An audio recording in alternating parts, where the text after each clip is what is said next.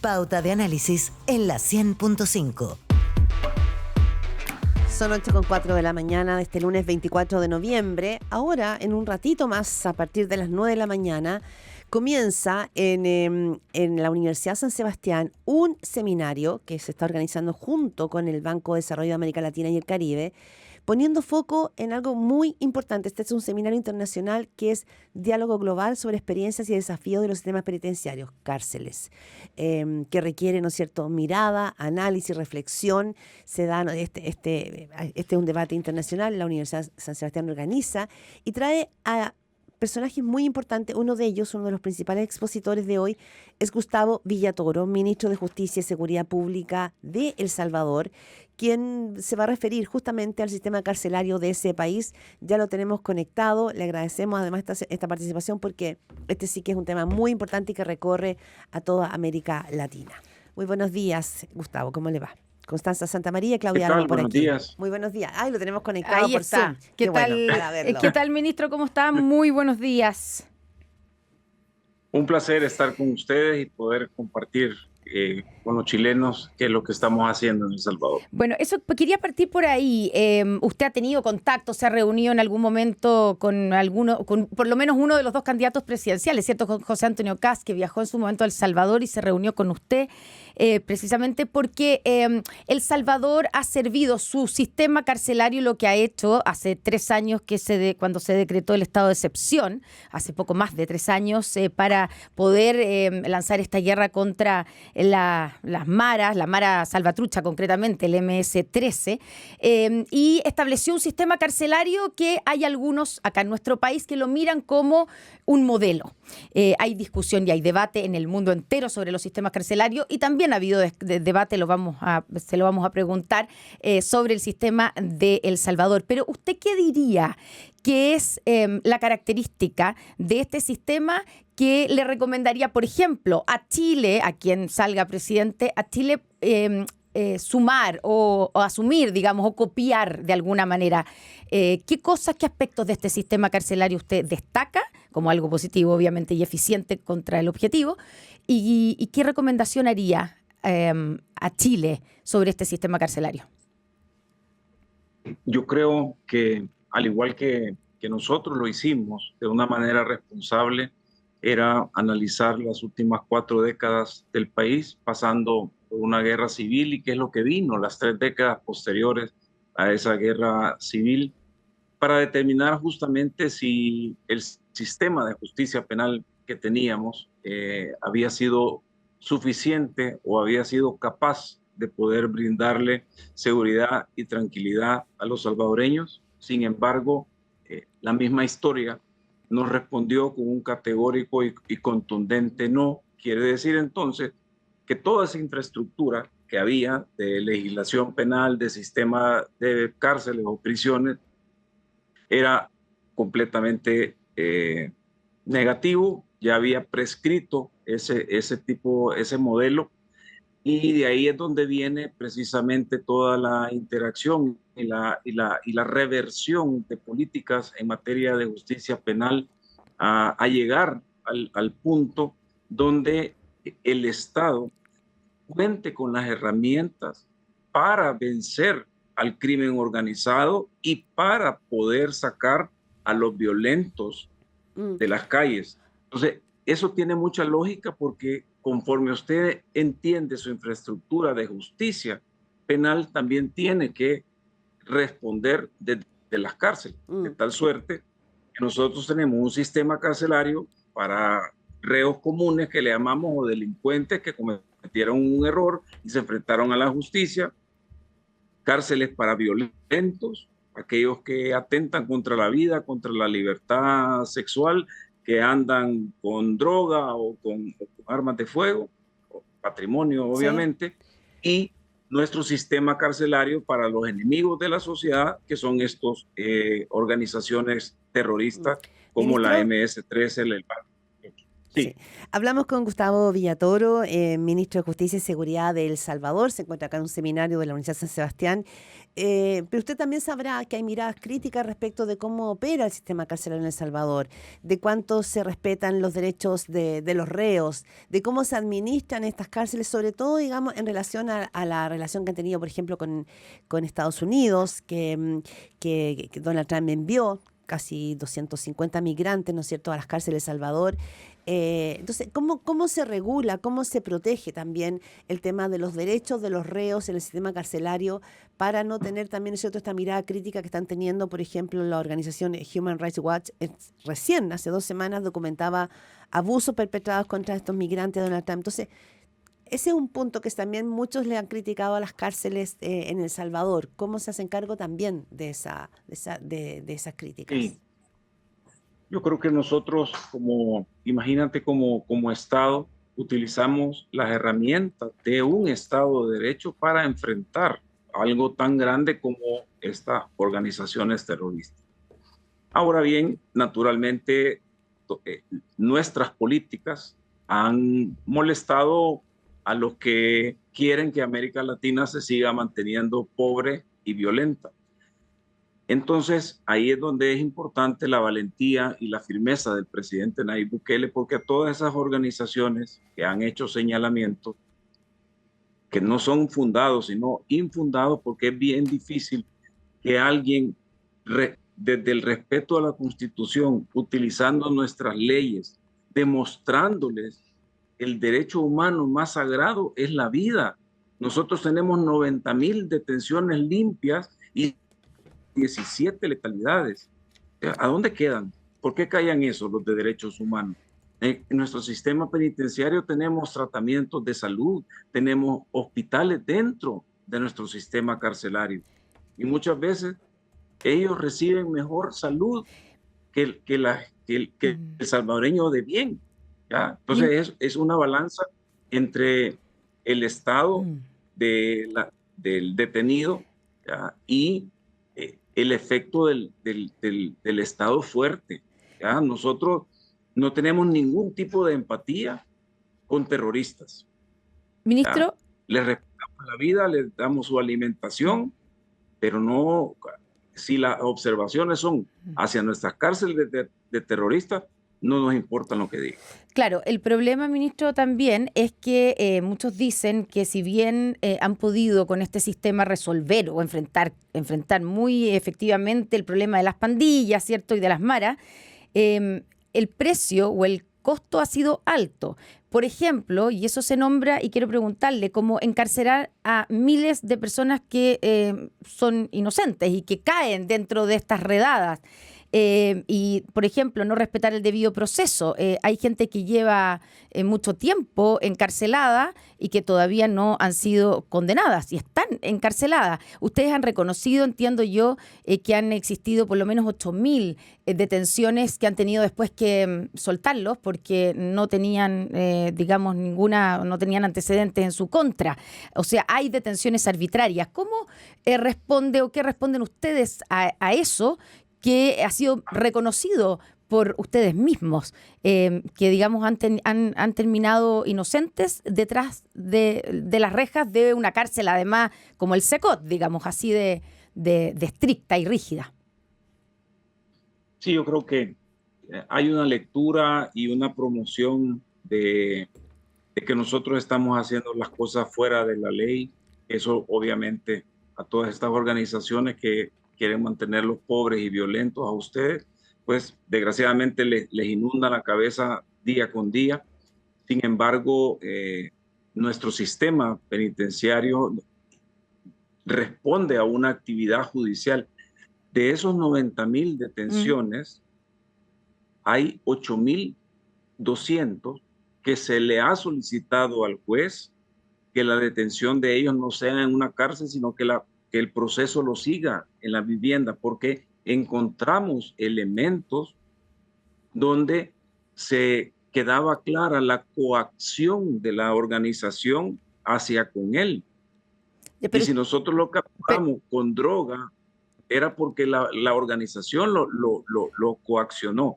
Aquí no es un tema de inocentes y de culpables. Pero usted niega que haya Es un- detenciones arbitrarias, ministro, y que hayan tenido que liberar, porque, digamos, en noviembre pasado el mismo presidente Bukele reconoció en su visita a Costa Rica que han liberado personas, y hablaban de 8.000 personas que fueron capturadas de manera arbitraria. ¿Eso lo reconocen?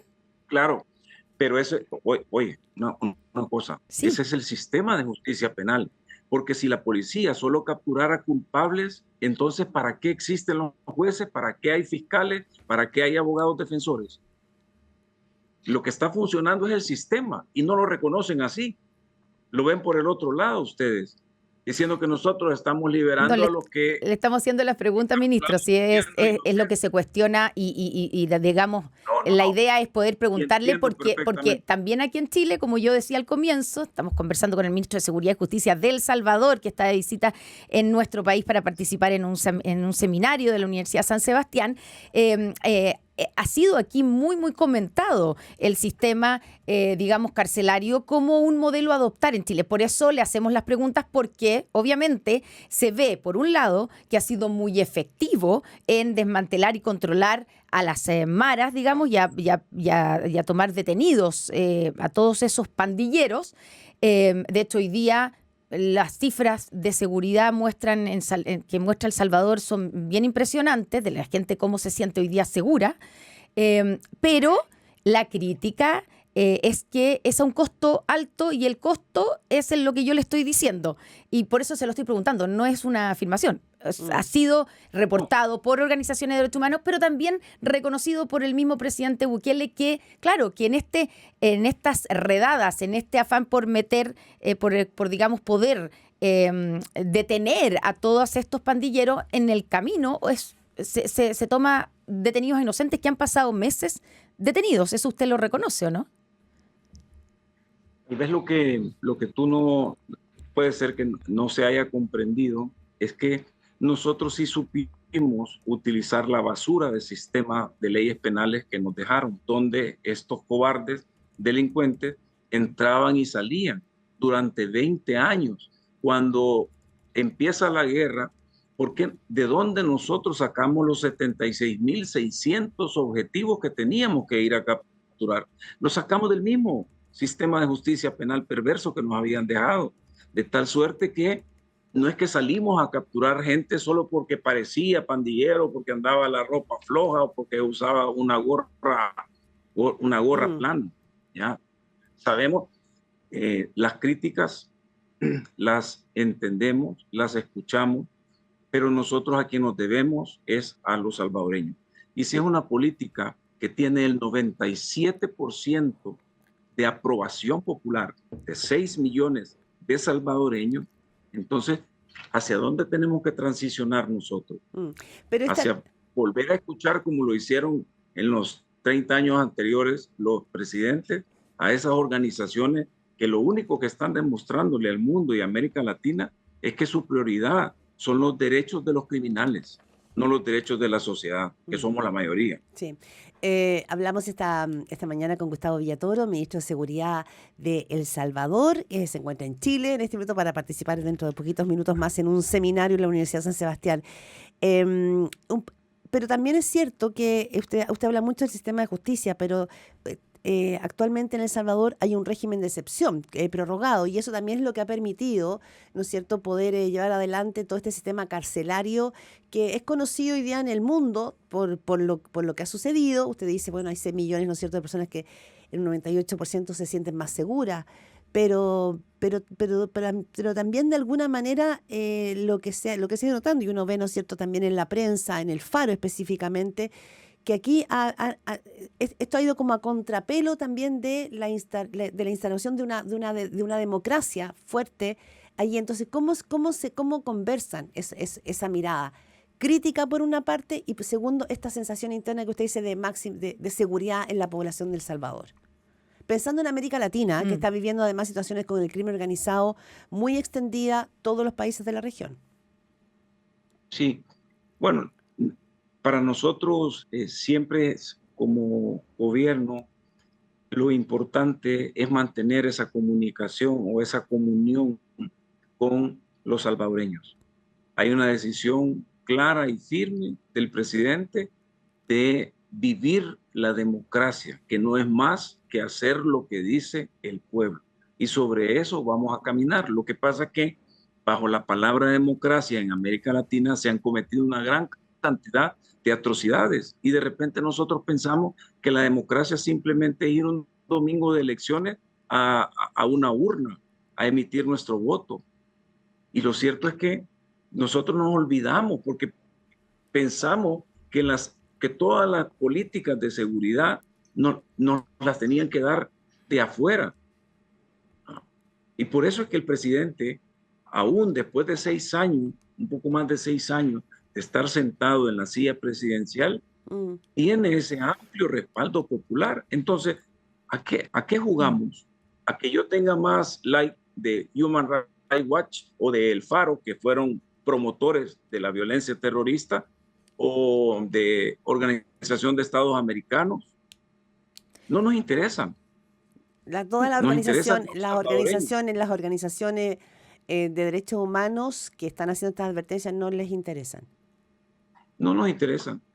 Ellos tienen la libertad de seguir diciendo lo que quieran y nosotros tenemos la firme responsabilidad de seguir haciendo lo que El Salvador necesita.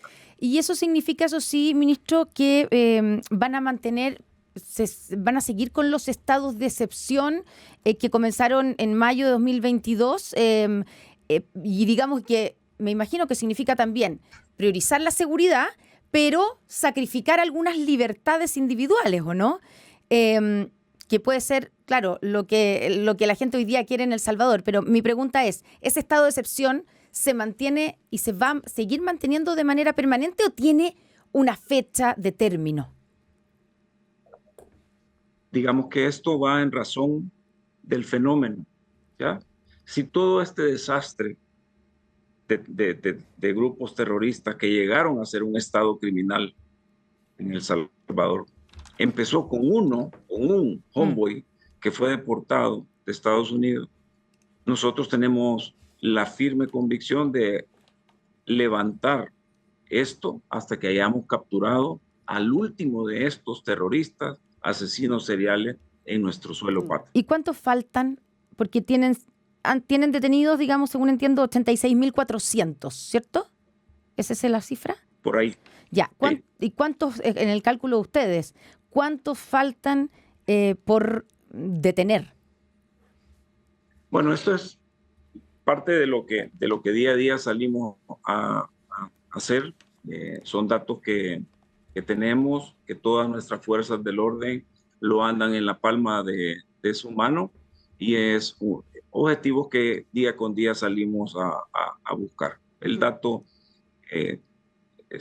lo conservamos nosotros como responsables del Gabinete de Seguridad.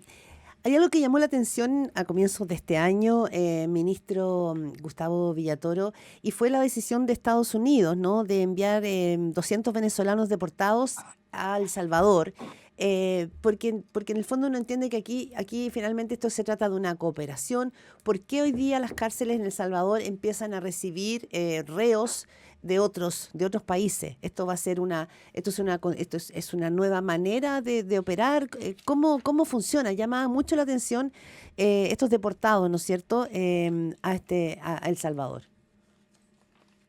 Sí, esto se da en el marco de las relaciones bilaterales y entre Estados Unidos, el presidente Trump y el presidente Bukele, donde se presta esa colaboración para tener a estos terroristas del Tren de Aragua en nuestras cárceles, en el SECOT específicamente. Y digamos que no es una práctica ajena. En países europeos se estila mucho el hecho de mandar a otros países a la cárcel. Sí. Es decir, esto es una operación que se realizó en la más estrecha Ya, tiene que ver con relación con con Estados de Unidos. cooperación. Claro. Gustavo Villatoro, usted es ministro de Seguridad de El Salvador, se encuentra en Chile. Em, le decía mi compañera aquí, Connie Santamaría, que claro, muchas personas miran con admiración el sistema carcelario en El Salvador, otros lo miran como crítica. Pero mirando América Latina, mirando el sistema penitenciario chileno, ¿qué cree usted que es lo que les ha funcionado a ustedes y de qué manera lo empalmaría con el tipo de delitos que acá no, gracias a Dios no tenemos pandillas, pero hay crimen organizado, hay también una sobrecarga importante en las cárceles? ¿Cuál es la radiografía que usted tiene del resto de los países fuera de El Salvador? Yo creo que en esto es parte de la responsabilidad que el gobierno, que cualquier gobierno debe de tener. Para comenzar, como nosotros lo hicimos en la fase 1 del Plan Control Territorial, empieza todo el análisis y segmentación, porque antes teníamos reos comunes mezclados con pandilleros, y cuando los reos comunes terminaban su pena, salían a la sociedad ya como pandilleros, ¿ya? Claro. O reos violentos, asesinos,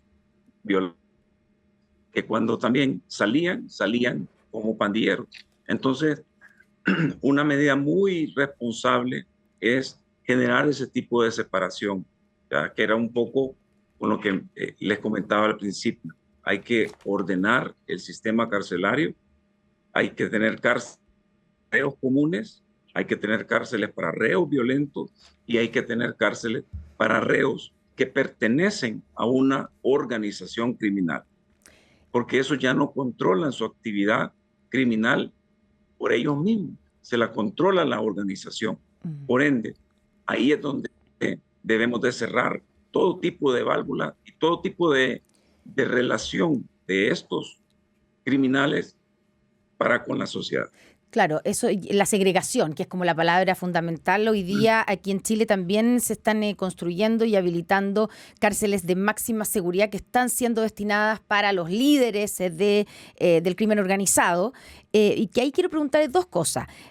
Una, ministro, que el problema que hemos tenido en Chile, obviamente, ha sido esto de que los líderes siguen operando desde dentro de las cárceles.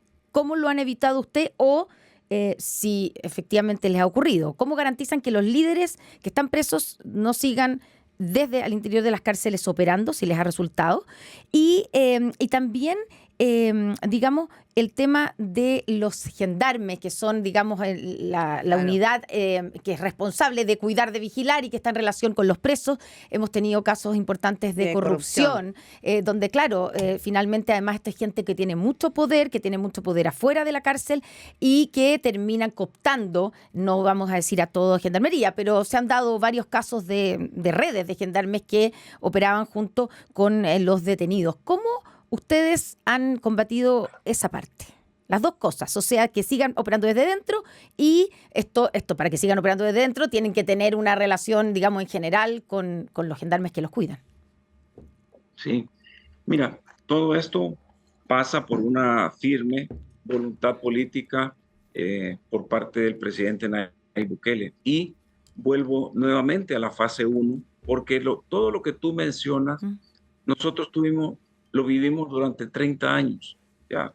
Y en las últimas recomendaciones de estos organismos internacionales, allá por el 2015, recuerdo que todavía fuimos demasiado tontos y generamos cuarteles generales, es decir, una prisión para MS, una prisión para Barrio 18, otra prisión para 18 revolucionarios, porque obviamente esos consultores que llegaban nos decían que si los poníamos juntos, ellos se iban a matar.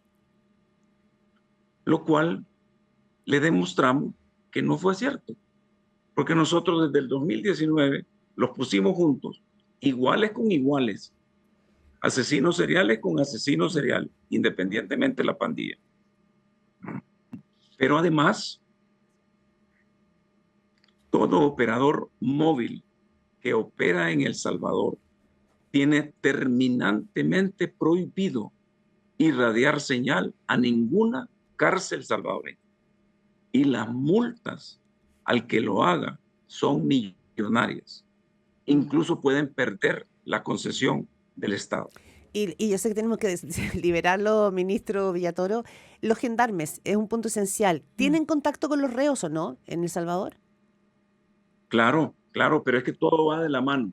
Si tú ordenas las cárceles en comunes violentos, organizados, y anulas por completo cualquier capacidad que ellos tienen de comunicarse, entonces todo actúa en consecuencia. Pero si cuando uno los ve, por lo menos lo que uno ve en el caso del Secot, por ejemplo, donde son unos galpones, no están separados, no están segregados, entonces uno pensaría que pueden ponerse de acuerdo, pueden conversar y pueden fácilmente rearticularse, ¿o no?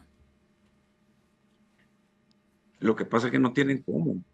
Es decir, ellos están en las celdas, están 18 MS, Ya. 18 revolucionarios, Bien, pero no tienen cómo comunicarse. bien. Ni tampoco ellos salen al mundo de lo bueno. Ellos no van a un hospital nacional No. a ser atendidos.